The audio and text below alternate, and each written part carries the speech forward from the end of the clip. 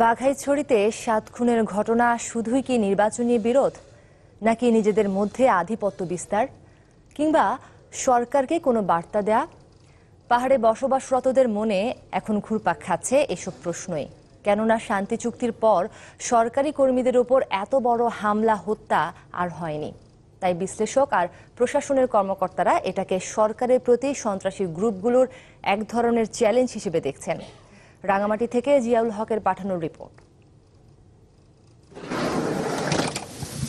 বাঘাইছড়িতে ৭ খুনের ঘটনা নিয়ে এখন নানা আলোচনা পাহাড়ে। কেননা শান্তি চুক্তির পর এতদিন আঞ্চলিক সংগঠনগুলো নিজেদের মধ্যে খুনোখুনিতে জড়ালেও সরকারি কর্মী বহরে হামলা এবং হত্যার ঘটনা এটাই প্রথম।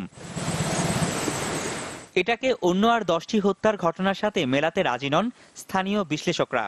তারা এটাকে দেখছেন সরকারের প্রতি স্থানীয় সন্ত্রাসী গ্রুপগুলোর চ্যালেঞ্জ হিসেবে। বলছেন এই ঘটনার কারণ খুঁজে বের করে দায়ীদের আইনের আওতায় আনা না গেলে আরও সহিংসতা হতে পারে পাহাড়ে।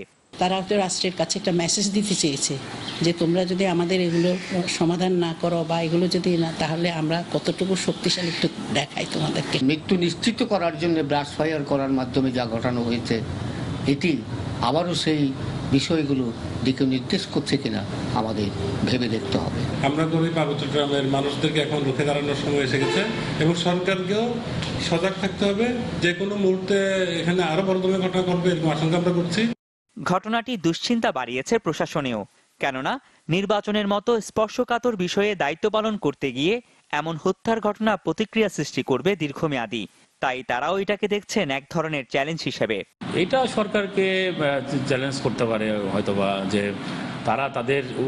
তারা যেভাবে এখানে চলতে চায় আর কি, আইন শৃঙ্খলা বাহিনী এবং সরকার সেভাবে এটা মেনে নিতে পারেনি। সন্ত্রাসীদের যাতে তারা আর কোনো এ ধরনের জঘন্য ঘটনা না ঘটতে পারে, সকল আইন শৃঙ্খলা বাহিনী এখানে এই বিষয়ে প্রয়োজনীয় পদক্ষেপ গ্রহণ করেছে।